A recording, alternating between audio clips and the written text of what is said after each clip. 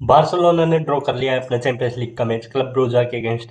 और अबे जाके क्लब ब्रूज से अपना मैच ड्रॉ करना, मैं इस मैच को एक बार्सिलोना की हार के तरीके से देख रहा हूँ, क्योंकि जो परफॉर्मेंस बार्सिलोना की थी इस मैच में वो एकदम शर्मनाक थी। बहुत ही घटिया फुटबॉल खेला हमने। हाँ, हमने 3 गोल मारे। हमने 3 गोल मारे जब जब उन्होंने गोल मारे उसके बाद। लेकिन क्लब ब्रूजा ने जब भी अटैक किया वो जब हमसे ज्यादा थ्रेटिंग लगे। क्लब ब्रूज दो दो पास में हमें ऐसे खोल रहे थे जैसे कि प्राइम लिवरपूल खेल रही हो, जो काउंटर पे क्विक काउंटर करके खेलती है और प्रेसिंग बहुत ही वेल स्ट्रक्ट बैठी हुई थी क्लब ब्रूज। और जब भी उनको मौका मिला है तब भी उन्होंने बार्सिलोना की हाईलाइन को ब्रीच किया है।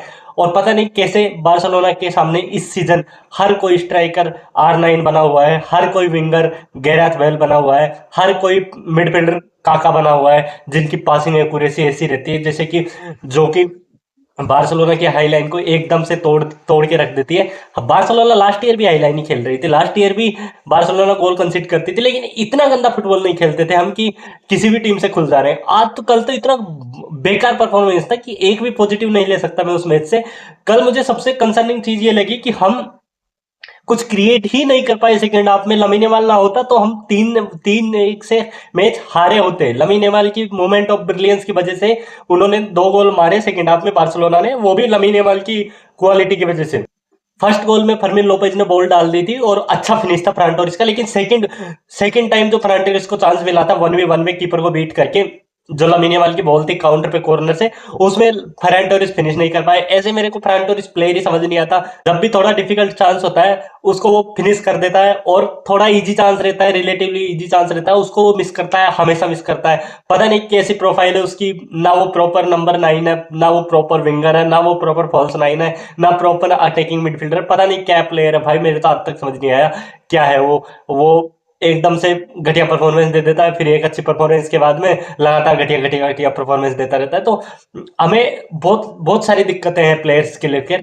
हमें पिछले सीजन हाई लाइन में दिक्कत होती थी जब भी हमें टीमें ब्रेक करती थी, लेकिन पिछले सीजन हमारे डिफेंसिव डिफेंडर्स के पास में लीडरशिप क्वालिटी के रूप में इनिगो मार्टिनेज थे, जो पूरी टीम के डिफेंस को एकजुट होकर के कनेक्शन बनाए रखते थे कि अब पीछे जाना है, अब आगे जाना है। अब तो भाई अराउ को तो कुछ बोलता ही नहीं है भाई, क्लब कैप्टन है, तू कुछ तो कनेक्शन बना डिफेंडर से, केमिस्ट्री बिठा कि हाँ अब ऐसे करना है वैसे करना है। उसके पास पेस है, उसके सामने से बॉल आके गोल में चली जाती है, वो इंटरसेप्ट तक नहीं कर पाता है जब तक, जबकि उसके पास बहुत ज्यादा पेस है। वो विनीसियस को बीट कर देता था पेस के मामले में, विनीसियस को डुएल में हरा देता था। लेकिन पता नहीं कैसे उसके फॉर्म में बहुत ज्यादा डाउनफॉल आ रहा है। और उसके ब्रेन फेड मूवमेंट होते हैं अराउको के, हर मैच में देख रहा हूं मैं कुछ ना कुछ वो ऐसी गलतियां करता है। कल के मैच तो कुंडे ने भी बहुत गलतियां की, कल के मैच में तो बाल्टे भी गलती कर रहा था भाई। डिफेंसिवली हम खुले हुए थे, एरिक गार्सिया भी गलती कर रहा था, पेनल्टी भी कंसीड कर दी थी। वो तो चलो पेनल्टी तो गलत पेनल्टी दी थी रेफरी ने, कि भाई उसने पैर उसने खुद नहीं मारा था उसमें।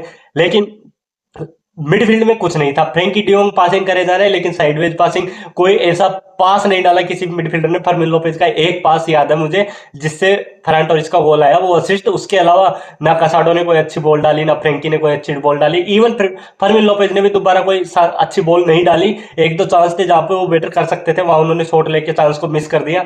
शायद वो पास करते तो शायद ज्यादा बेटर रिजल्ट हो सकता था इस मैच का। लेकिन सिर्फ फर्मिन लोपेज के ऊपर ही क्रिटिसाइज नहीं बनता, हंसी फ्लिक के ऊपर भी क्रिटिसिज्म बनता है कि क्यों भाई, क्यों तुम ऐसे गेम प्लान को बनाते हो जिसमें तुम्हारे डिफेंडर्स की केमिस्ट्री एक दूसरे से मैच नहीं कर रही, फिर भी तुम हाईलाइन खिला रहे हो। जब तक तुम्हारे डिफेंडर एक दूसरे को समझे ना, एक दूसरे से बातचीत तालमेल नहीं बैठे, तब तक थोड़ा सा कंफर्टेबल फुटबॉल खेल लो जिसमें हाईलाइन नहीं हो। थोड़ा मिड ब्लॉक में बैठो, लो ब्लॉक भी नहीं कह रहा मैं कि सिट डाउन और पूरे मैच में सामने वाली टीम को करने दो और काउंटर पे खेलो, ऐसा फुटबॉल भी नहीं। लेकिन थोड़ा थोड़ा ऐसा फुटबॉल जिसमें डिफेंसिवली हमें सॉलिडिटी मिले और काउंटर पे हम 2 पासों में नहीं खुले। अभी तो जब भी हमारे पास पोजीशन लॉस्ट होती है, चाहे वो फाइनल थर्ड में हो, चाहे मिडफील्ड में हो, चाहे कैसे भी डिफेंसिव फेजेज में हो कैसे भी हो, 2 पास डालती है अपोनेंट टीम। अपोनेंट टीम के पास रहता है एग्रेसिव मिडफील्डर के रूप में काका, विंग पे रहते हैं गेराथ वेल, और फिनिशर के तौर पे, स्ट्राइकर के तौर पे रहते हैं रोनाल्डो नजारियो। अब वो तीनों प्लेयर की केमिस्ट्री की वजह से हम गोल कंसीड कर रहे हैं। तो ये चीजें, एक एवरेज से एवरेज प्लेयर अभी के टाइम पे बार्सिलोना के सामने इजी वे में हैट्रिक मार के जा सकता है। इतना गंदा फुटबॉल खेल रहे हैं हम। अगर सामने वाली टीम की मिडफील्ड हमसे थोड़ी सी बेटर हो तो हमें हर टीम मारेगी, हर टीम। इस सीजन में कुछ नहीं होगा जैसे कि मैड्रिड के सामने हुआ था। मैड्रिड की क्वालिटी हमसे ज़्यादा थी और हम बुरी तरीके से पिटे थे। तो जब भी हमें ऐसी मिडफील्ड मिलेगी जिनकी क्वालिटी हमसे ज़्यादा रहेगी, मैं मानता हूँ फ्रैंक पेड्री अवेलेबल नहीं है, पेड्री के आने से अलग कंपोजर मिलता है, लेकिन चेल्सी के मैच में भी पेड्री अवेलेबल नहीं रहेंगे। और चेल्सी की मिडफील्ड के पास डायनेमिज्म है, चेल्सी की मिडफील्ड टेक्निकल है, चेल्सी की मिडफील्ड फिजिकलिटी के मामले में बारसा से बहुत आगे है। तो स्टैमफोर्ड ब्रिज पे हम एक शर्मनाक हार हार का सामना भी कर सकते हैं। इतना बुरा फुटबॉल खेलेंगे तो कुछ ना कुछ तो मैनेज करना होगा भाई। फरहान टोरेस को समझाओ कि चांसेस फिनिश करो, जिसके भी चांस मिलते हैं वो फिनिश नहीं कर पाते। लमीन के पास एक अच्छा चांस था, उसने सीधे कीपर को मार दिया। भाई कहीं भी मार सकता है, बिना पावर के भी वो ग्लाइड कर देता उस बॉल को साइड में, पास कॉर्नर में मारता तो शायद वो फिनिश हो सकता था। लमीन यमाल की ब्रिलियंस थी इस मैच में, इसलिए हम एक पॉइंट ला पाए, नहीं तो इस मैच को क्लब ब्रूज हमें हरा रही थी। क्लब ब्रूज की हिस्ट्री में एक नया एक मोमेंट दर्ज होता था। तो वैसे भी हुआ है कि उन्होंने बार्सिलोना के सामने ड्रॉ किया है। एक ऐसी टीम जो सब टीमों को बीट कर रही है, उनके सामने आके एक अच्छा फुटबॉल खेल के उन्होंने मैच ड्रॉ किया।